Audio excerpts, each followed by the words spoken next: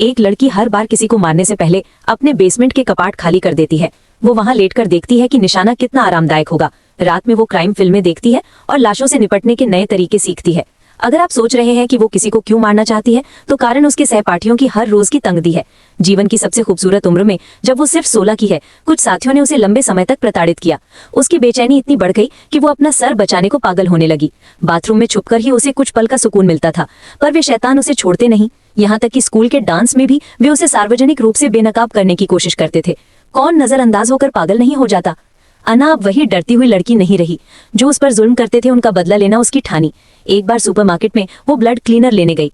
पचाते वक्त कैशियर ने उसकी बैग की रिक्वेस्ट अनदेखी कर दी और उसके टूटे ईयरफोन पर चुटकी ली। कैशियर ने दोस्त से ये भी कहा कि दुकान में कोई चोर लग रहा था।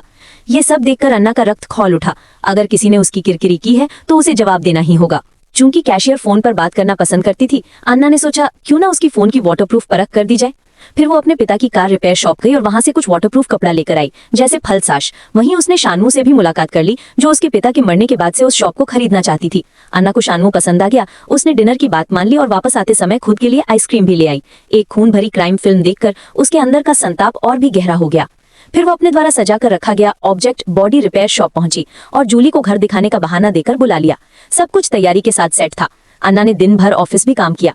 देर से आने पर एडिटर नाखुश था, पर उसने खुद की जेब से कॉफी खरीदकर सबको मनाया और बेकरी से पेस्ट्री लेकर सहकर्मियों का दिल जीत लिया। अब वो कंपनी में किसी अनदेखी लड़की जैसी नहीं रही।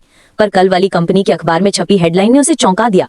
जो आइडिया उसका था, हेडलाइन में उसका नाम नहीं था, उसकी जगह जेफ का नाम था। उसे लगा उसको छीना गया है।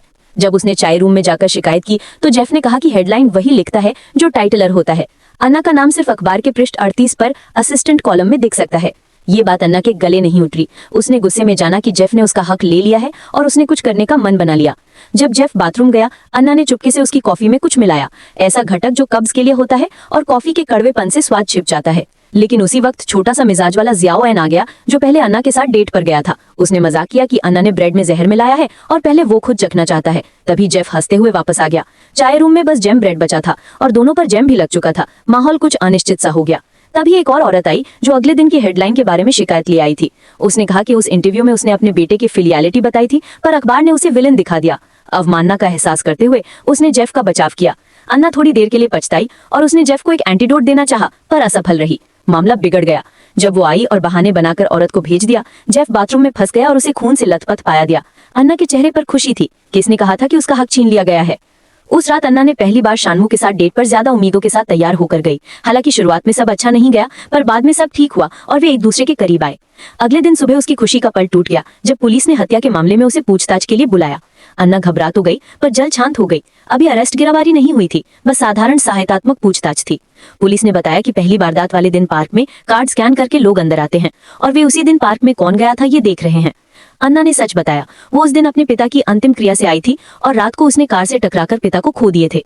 वो उदास थी और पार्क में अकेले घूमना सामान्य था। पुलिस ने ज्यादा परेशान नहीं किया। तभी दूसरी खबर आई, नदी में दूसरी लाश मिली। हालत वही, गहरे छेद और रक्तस्राव से मौत। अन्ना की पहचान अभी भी छुपी थी, पर उसने तय किया कि कुछ समय के लिए शांत रहेगी। तूफान के शांत होने के बाद ही बदला लेगी। उस रात उसने जूली को बुलाकर मिलना रद्द करने की सोची, पर जूली ने पहले ही बता दिया कि रात को कुछ काम है और बाद में मिलेगी। फिर अन्ना ने देखा कि जूली ने अपने स्टोर में ही किसी मेहमान के साथ समय बिताया। वो मेहमान शानमू निकला। वो दृश्य देखकर अन्ना का गुस्सा फूट पड़ा। पता चला कि जूली सिर्फ घर नहीं खरीदना चाहती थी, बल्कि अन्ना के पिता की शॉप भी खरीदना चाहती थी। उसने ये भी चाहा कि शॉप उसके पास आए।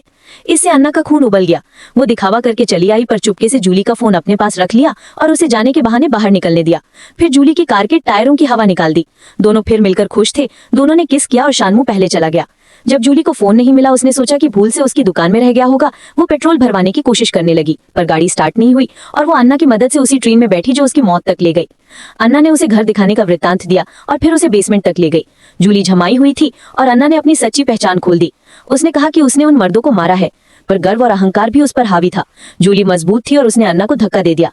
अन्ना का हथियार फ्रीजर के नीचे गिर गया और जूली उसके मुकाबले कहीं ज्यादा ताकतवर निकली। हालात अन्ना के अनुकूल नहीं थे, पर किस्मत शायद उसका साथ दे रही थी। जूली फिसलकर बर्फ पर पैर फिसल बैठी। अन्ना आगे बढ़ी और पास रखे किसी बड़े फ्रोजन मीट की एक पीस से वार कर बैठी।